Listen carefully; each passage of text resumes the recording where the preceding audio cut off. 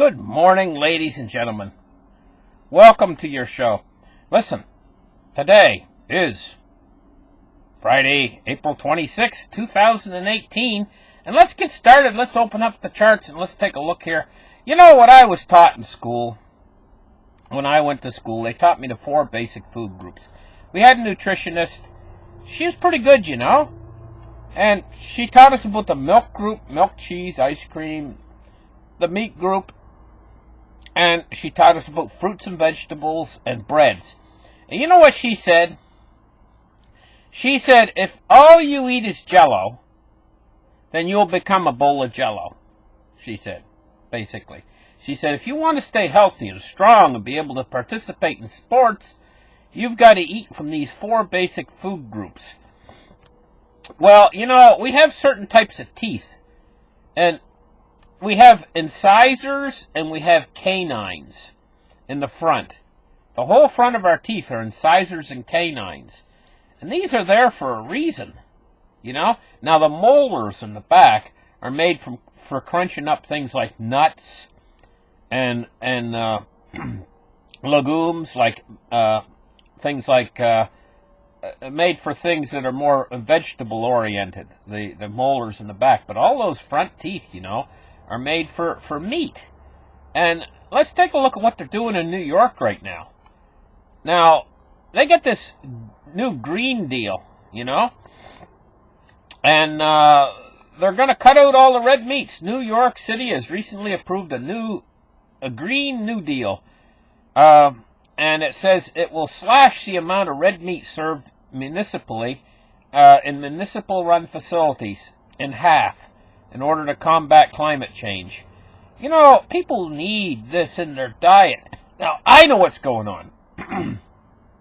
I've said this before. Governments are running out of money. These people, you know, you go to your local store. What's the most expensive things in your store now? I'm telling you, I went through the meat aisle, and the price is approaching the price of silver. Quite literally, you know? For a slab of meat.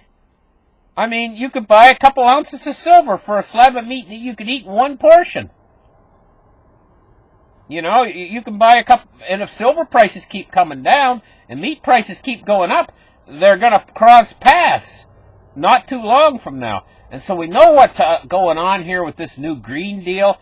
Why don't they just come out and say it? They're going to slash the amount of meat served in municipal-run facilities in half. And they say in order to combat climate change. Baloney! Baloney! It's all about cutting cost. Cutting cost is what it's all about. And these poor people in the municipal-run facilities are not going to get the meat. It's a crying shame, you know, really. Let's take a look at the silver prices today. You know what? We've taken a spike upwards. We got a 10-cent gain on the day. 505. It's finally breaking back above the 15. I mean, not 505. Sorry, typo. 1505. It's finally broken back above $15 again, and let's hope it maintains this. Let's take a look at gold. Gold is up $7.90, and it's actually going up right now as we speak. It's up to $1,284.60 for an ounce of gold. Now let's take a look at the cryptocurrency market. Now, ongoing right now in cryptocurrency, we have a price correction. It's ongoing. It's ongoing right now. The cryptocurrency market capitalization is $170.5 billion and 54.7% Bitcoin dominance. And we see the altcoins have been taking a beating over the last 24 hours. Any alternative coin to Bitcoin has been taking a beating over the last 24 hours. Bitcoin is starting to drop a little bit too. If this is our price correction, so far it's fairly weak. It's not impressive at all for a price correction. And so we're going to have to wait it out and see if it's going to end soon. But if this is all it's got to throw at us, this is not much of a price correction. Let's take a look at Bitcoin itself. Bitcoin Core is at, let me refresh the page, 5307. So that's what our price is right now on Bitcoin Core. Let's take a look now at the Dow Jones Industrial Average. Now I'm going to have to refresh the page here and take a look and see what it's doing. It's down 19 points on the day, which is not much, really. It was down yesterday, too. It's not a whole lot. It's not really the fall I'm expecting coming in the future. This is not it. This is just a little bit of a fluctuation downwards. It's not a real big deal yet. Anyway, it could get worse, but you know, the market has been buoyed so much, so overpriced. I think it's due for a good correction, not just a little drop down in price. Let's take a look at crude oil. Now, this is interesting today. Crude oil's off $1.30. This is very interesting. And, of course, you know, this will have an effect on the Canadian dollar. Let's take a look now at U.S. Treasuries and see what they're doing. And, you know, what we see here is we see falling yields all the way across the board in U.S. Treasuries. We're looking at the only rising yield is the 1 month, and it's up 1/5 of a basis point. It's up at 242.9. U.S. 3 month is at 242.3. U.S. 6 month is at 2.45. The U.S. 1 year is at 2.41. U.S. 2 years at 2.28. U.S. 3 years at 2.25. 5 years at 2.29. The 7 years at 2.39. The 10 year is at 2.5. And the 30 years at 2.92. Now, yields are falling. The most impressive yield fall is coming in the 2 year and 3 year at over 4 basis points each. Those two. But we got a fairly impressive fall on the 7 year and on the 10 year, too. And we even got a fall on the 30 year, a fall in yields. So, heavy buying on bonds today. The only bond that they're staying away from today is 1 month. But everything else is falling. Let's take a look now at the U.S. dollar index. It's at 98.04. Dollar's been riding high and been riding strong lately. It's quite impressive, to tell you the truth. It's went out of the range of 96 and 97s, and it's into the 98s. So we got a strong dollar. Anyway, listen. Got a lot of things happening in the economy right now. China. China's probably, well, I'm not going to say it's the worst problem in the entire economy, but it's the biggest of the problems out there, excluding Brexit. Brexit's coming around, you know. It's coming around again. The clock's ticking down on that. That's a big problem. The whole United Kingdom is right now, because of the uncertainty over Brexit and the things that have happened, their economy was not it was not a runaway roller coaster economy. It was not a wonderful marigold economy. Oh, I'm trying to search for a name. But it wasn't a wonderful wine and roses economy before to begin with. You know? But now they're dipping down below the GDP is dipping down below the zero mark. I can tell you. I don't have to see the results. I can just tell you.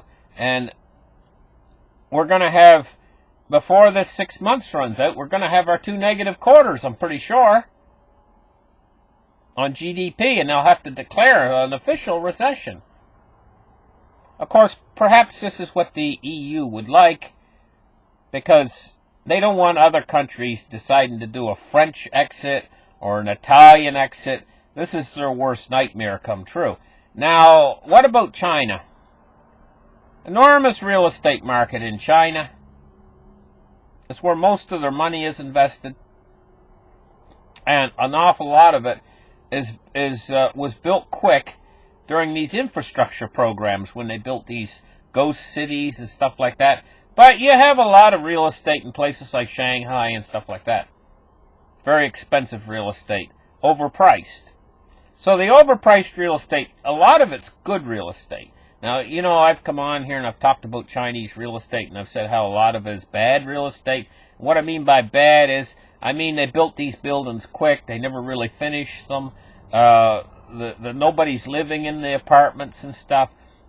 You've got unfinished plumbing and everything like that. But now if you go to a place like Shanghai or someplace like that, well, they got nice real estate there. It's viable. It's good real estate. It's all finished and it's all beautiful. But it's overpriced. It's overpriced. Way overpriced. So the price can come down hugely.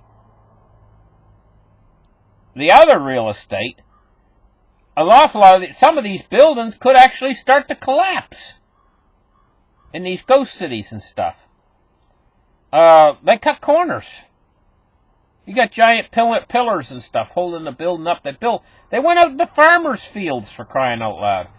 You know, and they built these buildings, you know, high-rise buildings full of apartments. And they cut corners. The cement and stuff that they use to put them in with, they can throw things like old shoes and stuff, you know, in with the cement and cardboard and whatever they can find to make the cement go further when they're building columns to hold the building up. You know, and they just wanted to do this because it was all part of the shadow banking system. And how the shadow banking system actually functions in China. It's basically a front.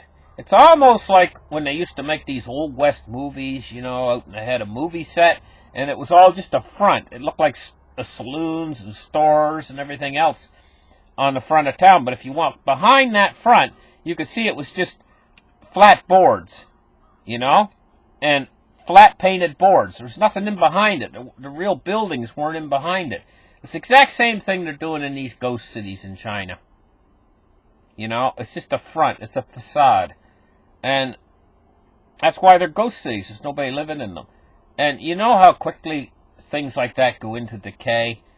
If nobody's taking care of it, nobody's living in it, and it's unfinished inside, you can picture things like rodents living in these buildings, digging holes through the walls, and everything else. Meanwhile, it's overpriced as a Chinese investment, and nobody's living in it. Serious collapse in the Chinese economy once the real estate market comes unhinged. And why the Chinese government has been pushing all this stimulus in is they're trying to keep the real estate market propped up. They know, once this real estate market starts to really slide, they know it's over for the Chinese economy. It's over for the Chinese economy, the whole world's going to slide, and we got a few months until Brexit comes around again. That alone can cause a devastation to the world's economy if we see a hard Brexit. I don't see any other alternative, and I don't hear from them anymore, though it's not in the news or anything else. They're just sitting on this because they got nothing. They got nothing, and they're not going to have anything. They wrangled over this thing for months, and they never got anywhere. And now they're taking a break. They're taking a break while the clock ticks down. You know, more than ever, it looks like a hard Brexit coming up 6 months from now. Actually, it's not 6 months anymore. We've wasted a few weeks off of that 6 months. And, you know, they're going to stay quiet on it until they get down to about 2 months away from it.